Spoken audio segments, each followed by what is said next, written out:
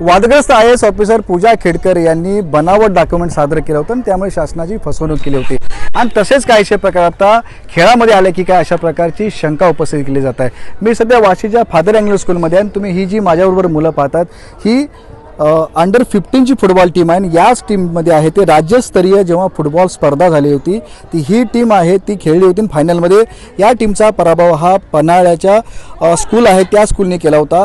मात्र आता प्रश्न उपस्थित केला जात आहे, या ठिकाणी पालक वर्ग आहे, शाळेचे प्रतिनिधी आहेत, ज्या टीमने हा पराभव केला होता त्या कोल्हापूरच्या टीममध्ये जे खेळाडू खेळले होते ते सर्वच खेळाडू हे परराज्यातल्या असल्याचा आरोप या ठिकाणी पालक वर्गाने शाळेच्या प्रतिनिधींनी केलेला आहे आणि अंडर 15 या ठिकाणी टुर्नामेंट असताना 15 वर्षाच्या वरील सुद्धा प्लेयर असल्याचं या ठिकाणी त्यांचं ऑब्जेक्शन आहे। आपल्याबरोबर पालक वर्ग आहेत, आपण त्यांच्याबरोबर बोलूया। मॅडम काय म्हणाल, कशा प्रकारे फसवणूक तुमची झालेली आहे? सतत 3 वर्ष आम्ही फादर ॲग्नल मल्टीपर्पज स्कूल वाशी याचे पालक आहोत सर्वजण आणि आम्ही जवळजवळ 7-8 वर्ष झालं आमची मुलं जी आहेत ती एकत्र खेळतात, एकत्र प्रॅक्टिस करतात। आमचे कोचेस त्यांची खूप चांगल्या पद्धतीने प्रॅक्टिस शाळेमध्ये घेतली जाते। पण 3 वर्ष झालं आम्ही जेव्हा सुब्रतो कप खेळायला जातो तेव्हा आमच्या असं निदर्शनास येतं की ही जी मुलं आहेत ती वयाने खूप मोठी आहेत। आता एक पालक म्हणून आम्हाला जरी दिसत असेल की बाबा ही मुलं मोठी आहेत, पण एक पालक म्हणून आम्ही ते सिद्ध करू शकत नाही, कारण त्या मुलांची नावं पण आम्हाला माहिती असणार नाहीत किंवा ते विद्यार्थ्यांची नावं माहिती नाहीत, त्यांचं एज माहिती नाही, काहीच माहिती नसताना हा मुलगा ओव्हर एज आहे हे आम्ही प्रूव्ह करू शकत नाही। परंतु आमचा एक संशय होता आणि म्हणून आम्ही शासनाकडे मान्य संचालकांना अर्ज केला होता की सर तुम्ही आम्हाला हे ओव्हर एज प्लेयर वाटतात आणि तुम्ही याच्यावर जरा थोडीशी चौकशी करावी, म्हणून त्यांनी कमिटी पण बसवलेली होती। परंतु आम्हाला या मुद्द्यामध्ये एक पालक म्हणून ॲज अ पालक म्हणून आम्हाला महाराष्ट्र राज्याच्या विरुद्ध पण बोलायचं नाही आहे आणि देशाच्या विरुद्ध पण बोलायचं नाही। आमच्या देशाचे सगळे विद्यार्थी हे आमचे विद्यार्थी आहेत, पण ही जी स्पर्धा आहे ही शालेय विद्यार्थी गटासाठी आहे।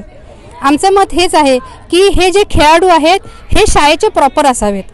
फक्त खेळण्यासाठी जर एखादी शाळा बाहेरून मुलं जूनमध्ये ॲडमिशन देते आणि मुलांना खेळवते आणि मग नंतर त्यांचं काय होतं हे जर असं काही महाराष्ट्रामध्ये होत असेल नियमाची मोडतोड होऊन, तर आमचं ऑब्जेक्शन ह्या गोष्टीसाठी आहे। आणि आमचं मत असं आहे की ज्या स्पर्धा तालुका स्तरावरून सुरू होतात तर तिथूनच या विद्यार्थ्यांच्या कागदपत्रांची तपासणी ही व्यवस्थित झाली पाहिजे। विद्यार्थी जो नियम आहेत त्या नियमानुसार बाबा 1 वर्षाच्या आतमध्ये त्याचं बर्थ सर्टिफिकेट आहे का, किंवा शाळेने सुद्धा ती पूर्ण जबाबदारी अशी घेतली पाहिजे की ही मुलं योग्य वयोगटामधली आहेत। कारण कसं आहे, फुटबॉलसारखा गेम आहे, अगदी 6 महिन्याचा जरी फरक असेल मुलांच्यामध्ये तरी त्यांच्या गेममध्ये फरक पडत असतो। म्हणून आमचं असं शासनास निवेदन आहे की कृपया जे विद्यार्थी असे किंवा ज्या शाळा ज्या आहेत ह्या अशा चुकीच्या गोष्टी करतात तर त्याला कुठेतरी पायबंद बसला पाहिजे। काही कडक नियम जे आहेत, जसं बाबा आपल्याला सिग्नल मोडल्यानंतर तुम्ही तुमच्याबरोबर ही लिस्ट आहे, याच्यामध्ये खेळाडूची नावं आहेत, तर असे किती खेळाडू आहेत त्या टीम मधले की जे परराज्यातले आहेत आणि काय काय संशयास्पद डॉक्युमेंट आहेत त्यांनी दिलेले? 14 मुलांची टीम असते, त्याच्यामध्ये 12 मुलं जे आहेत ते बाहेरच्या प्रांतांचे आहेत। आम्हाला काही ऑब्जेक्शन नाहीत, मुलं आहेत, इंडियाचे नागरिक आहेत, कुठेही खेळू शकतो, पण काही खेळांचे नियम असतात ते नियम पाळायला पाहिजेत। आमच्या महाराष्ट्र शासनाचे जे रूल्स आहेत, गाईडलाईन्स आहेत ते फॉलो करायला पाहिजेत। हा जो टुर्नामेंट आहे, सुब्रतो टुर्नामेंट आहे, तो शासनाचा टुर्नामेंट आहे, त्याचे GR आहेत। GRमध्ये आम्ही काय म्हणतोय की प्लेयर महाराष्ट्राचा पाहिजे, ती आमची पहिली गोष्ट आहे। दुसरं आहे त्याच्यामध्ये जे एज प्रूफ जे आहे त्याची जी मागणी आहे ते तर फॉलोच नाही झालेत। त्याच्यामध्ये 3 रूल्स स्पष्ट केलेत। बर्थ सर्टिफिकेट 1 वर्षातला आतला पाहिजे, तो रूल फॉलो नाही झाला आहे। दुसरा आहे बर्थ सर्टिफिकेट 5 वर्षातला पाहिजे, पहिला रूल नाही फॉलो झाला। आणि तिसरा आहे चला त्यांनी बर्थ सर्टिफिकेट वगैरे नाही बनवलं होतं, जेव्हा ह्यांनी satisfactory documents as per GR and as per हा टुर्नामेंट प्रोड्यूसच नाही केले टुर्नामेंटच्या आधी, मग हे टुर्नामेंट कसे खेळले? याच्यामध्ये जे 12 विद्यार्थी आहेत त्यांना त्या शाळेने जून महिन्यामध्ये 18 तारखेला प्रवेश दिला। करेक्ट, 1 तारखेला सगळ्यांचा प्रवेश दिला। येस, 1 तारखेला सर्वांचा प्रवेश दिला, हे आम्ही बघितलंय। आणि शाळेमध्ये ॲडमिशन घेण्यासाठी LC आपल्याला द्यावे लागते, हो. तर त्या LC सबमिट केलेत आहेत. ते LC आम्ही बघितले नाहीत, आम्हाला दाखवले नव्हते तेव्हा ताई, बरोबर ना, त्या दिवशी नव्हते. म्हणजे कमिटीने तसं काय त्यांच्यासमोर प्रेझेंट केलं? कमिटीने त्यांच्याकडे मागितलेलं, आमच्याकडे ते पण डॉक्युमेंट आहे की त्यांना प्रोड्यूस करायला सांगितलेले कमिटीच्या समोर, आणि त्यांनी प्रोड्यूस केले की नाही ते आम्हाला दाखवले नाही. आम्हाला फक्त लिमिटेड डॉक्युमेंट्स दाखवले आणि ते सर्व डॉक्युमेंट आम्ही RTI टाकली आहे आणि ते सर्व डॉक्युमेंट्स आमच्याकडे येतात. तुम्ही आता या संदर्भात कोर्टामध्ये सुद्धा जाताय? हो, आम्ही कोर्टामध्ये जाऊ.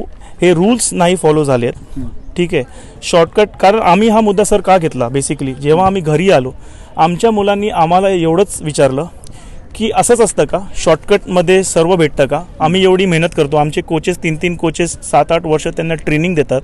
आमची मुलं 6 वाजता उठतात, 7 वाजता शाळेत येतात, मग ट्रेनिंग करतात, आणि हे सर्व शाळा शॉर्टकटमध्ये फक्त ते टोर्नामेंट खेळण्यासाठी बाहेरून मुलं आणतात. बाहेरून आपण कुठूनही बोलू शकतो, पण ते जस्ट त्याच टायमासाठी आणतात. आणि अधिकाऱ्यांना पण तिकडे माहिती आहे हे फक्त टोर्नामेंट खेळण्यासाठी आहेत. आम्ही पण पालक आहोत, आम्हाला एक विज्युअली, मी तुम्हाला इकडे मुलं आहेत, मी वयगट सांगू शकतो, हा 17 वर्षाचा आहे, 18 वर्षाचा आहे, कारण आम्ही पालक आहोत. तुम्ही आता शासनाकडे तक्रार केली आहे, क्रीडा मंत्र्याकडे गेला, हो. क्रीडा अधिकाऱ्याकडे गेलेला आहे, तुमची दखल घेतली गेली आहे का? चौकशी होती का? हो, आमची दखल घेतली गेली आहे. आमच्याकडे क्रीडा मंत्री श्री संजय बनसोडेकडून ग्रीन पेननी लिहिलं, पण त्यांनी व्यवस्थित तपासणी करण्याचा आदेश पण दिला आहे. आम्ही स्पोर्ट्स आणि क्रीडा आणि एज्युकेशन विभागामध्ये पण तक्रार दिली आहे, ते पण बोलले इन्व्हेस्टिगेशन करणार त्यांच्याप्रमाणे. मॅडम, याच्यामध्ये आता ही तक्रार सरकारला केलेली आहे, किती दिवसात तुम्हाला न्याय मिळाला पाहिजे जेणेकरून तुमच्या टीमवरती अन्याय होणार नाही? आता टुर्नामेंट 17 तारखेला पासून चालू होणार आहे. जर आम्हाला लवकर न्याय मिळाला तर आमच्या विद्यार्थ्यांना खेळायला चान्स मिळेल, इतकंच आमचं म्हणणं आहे. आपल्याबरोबर या ठिकाणी कोच आहेत सुप्रीत सर, आपण त्यांच्याशी बोलूया. सर, आप कोच है, आपके 4-5 साल से आप प्लेयर के साथ खेल रहे, उनको बना रहे, आपको क्या इसमें दिखा, किस तरह से रॉन्ग सब हुआ थे? Basically I am against over age players जो भी वो टीम में थे. हमको मतलब उनमें से 10-12 प्लेयर तो ओवर एज लग रहे थे. I am against that. और पेरेंट्स ने जाके उधर चेक किया तो उनका डॉक्यूमेंट्स ऑथेंटिक भी नहीं लग रहा था बोलते हैं. और हमको रूल के हिसाब से कहा गया था कि आपका बर्थ सर्टिफिकेट 1 साल के अंदर रजिस्टर्ड होना चाहिए. और उनका मैंने सुना कि उनका 2022 का 24 का रजिस्ट्रेशन है करके, तो उनको कैसे अलाउ किया? हमारा एक प्लेयर का 5 साल के बाद का था, तो उन्होंने फ़ोन करके हमको इन्फॉर्म किया था कि आप उनको खिला नहीं सकते, या तो आप अपना डॉक्यूमेंट जो फर्स्ट का GR का फ़ोटो आप प्रोड्यूस कीजिए, नहीं तो उनको खेलने नहीं देंगे करके.